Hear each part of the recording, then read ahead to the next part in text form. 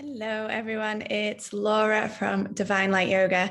And today I am sharing with you a couple of tips to help new yoga teachers overcome something, I'd say one of the biggest difficulties that I see in new teachers, and that is time management.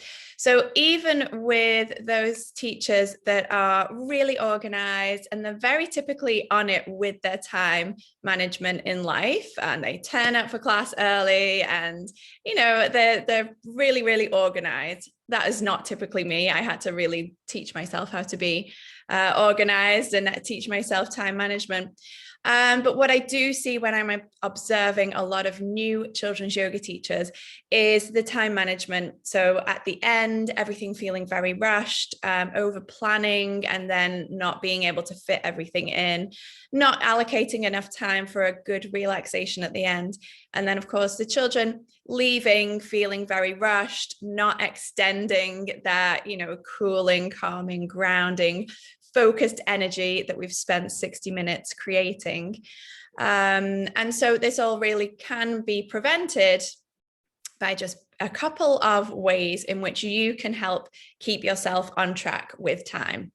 So obviously, yes, the obvious is, keep a watch, keep a look at your time. But the truth is, when you're with children, time just kind of seems to disappear. It doesn't really work the same as when we're out in the rest of the world, because we are interacting with the children, we're connecting with them. Activities that we expected to last 5 minutes can sometimes last 25 minutes if they've got a lot to talk about, if the children are really enjoying it, and you might extend the activity. And equally, sometimes you can plan something that you think will last 20 minutes, and then actually they're over it and it's not really working for them after a few minutes. So time, doesn't matter how planned or organized you are, when you're in your kids' yoga classes, time can seem a little bit unreal. So aside from just watching your clock, what can you actually do to keep yourself on track to make sure that a 60-minute class is a 60-minute class? It is not 70 minutes and it is not 48 minutes. It is 60 minutes of meaningful, mindful time with children and teens.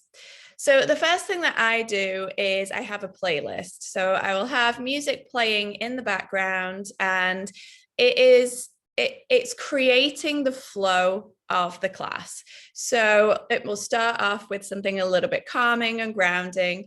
And then as we're moving through the poses, the warm-ups, the games, a little bit more high energy, then the music will also reflect that. So then the music could be a little bit more high energy.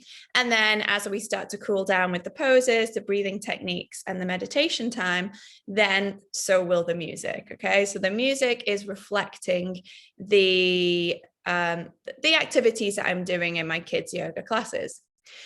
So it's like really manipulating the mood. The other thing, though, with the playlist is that it keeps me on track. So if I'm in the middle of a high energy activity and then all of a sudden I hear that my playlist is on, switches over to like the cooling, calming tracks, then I know I need to be switching over. I need to end the activity there, and I need to start moving into my cooling down activities. So it's just like an auditory cue for me to realize, oh, okay, now it's time to switch from this part of my class to this part of my class. And it's a non-intrusive cue, and it doesn't affect the children, and it just helps me to really stay on track with my lesson plan.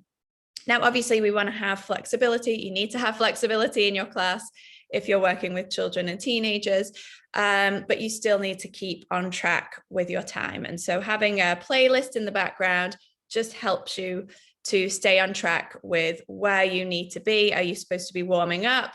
Should you be moving into relaxation time? Is it the final song on your playlist? And that means you've only got 5 minutes till the end of class. So it just keeps you on track. The second thing that you can do, really easy, but yeah, I still don't see teachers doing it, is just set a timer 10 minutes before the end of your class. So if you've got a 45-minute class, At 35 minutes, have that timer going off. And again, it can be like non-intrusive, doesn't have to be this crazy alarm. It can be like nice little bells going off. And that tells you as the teacher that you only have 10 minutes left. So no matter where you are in your class, you should start transitioning into cooling down and going into your relaxation time. So even if you're in the middle of a high energy game, you just wrap up that game, you wrap up that activity within the next 30 seconds, and you start bringing them into some cooling poses, some cooling pranayama, and then you've got enough time to do a nice relaxation, which is really how every children's yoga class should be ending, whether that's lying down in Shavasana or doing a moving meditation. You know, the kids need to be winding down and having that relaxation time for a good kind of, you know, 8 to 10 minutes of your final part of your class. So they're just two ways. You know, obviously you've got just keep your eye on the clock, pay attention to, you know, your lesson plan and how much time you've allocated for each segment of your class. But I know what it's like, and I observe it all the time, that I see that teachers, kids yoga teachers, are going way over, or everything feels very rushed at the end. And that's just not beneficial for you as a teacher, but it's really not beneficial for the children. So let's kind of find these ways to keep on top of our time management so that it feels relaxing and nurturing for everybody in that room. And we never want to feel rushed in our children's yoga classes. And whatever ideas you don't use in your, you know, from your lesson plans, you can just use them in your next class. No ideas are ever wasted.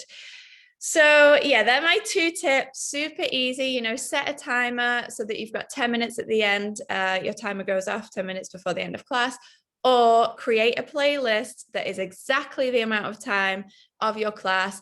And it indicates to you each song represents a different segment in your lesson so that you know that you know, when you should be moving forward, when you should be moving on.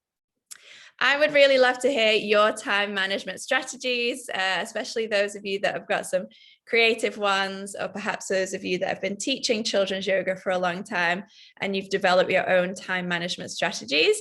Post them below the video so that you can share them with all the other kids yoga teachers out there.